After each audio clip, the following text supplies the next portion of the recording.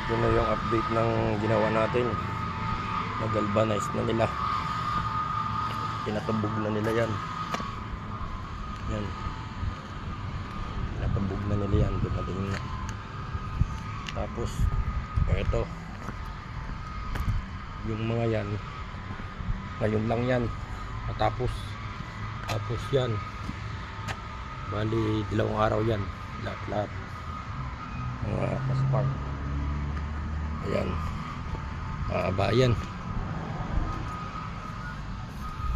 Ayan. Ayan siya.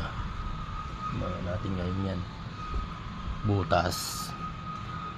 Tsaka ano, pit up yan. Ayan. Ngayon lang tayo nakapag-video mga kaspark kasi kapalagi yung trabaho natin. 0-0 na tayo kung dumating. Ito pa. Ayan, pinasingit yan kanina. Tapos ayun, yung nandoon sa may painting area nakalagay sa trestle. Ano yun? Katatapos lang kahapon tsaka kanina.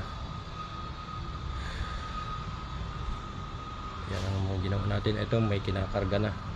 Sa ibang site naman na sila pupunta bukas mga kaspark. Tapos eto, yan ang mga dadalhin daw nila. Yung mga natapos na yan, yung mga nakapali na yan, yan ang dadalhin nila ngayon.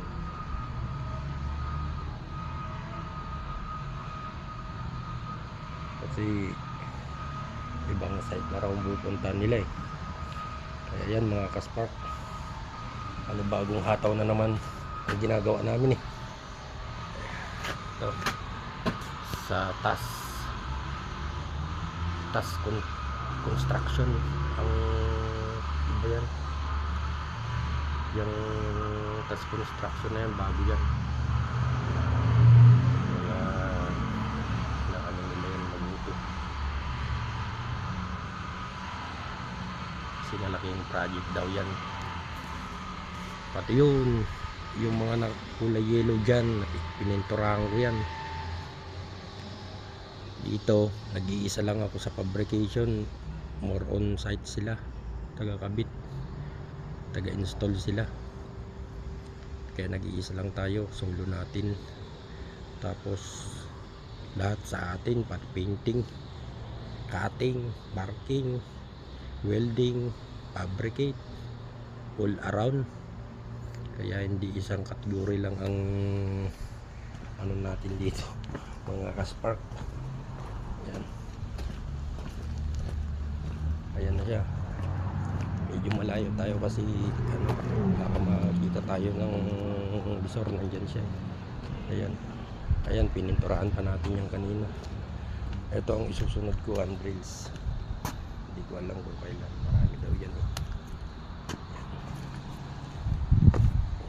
Nakapintura na kanina rin. Tapos ayan, nakabulto. 2 araw yan. Hanggang dito na lang mga kaspark. See you next video.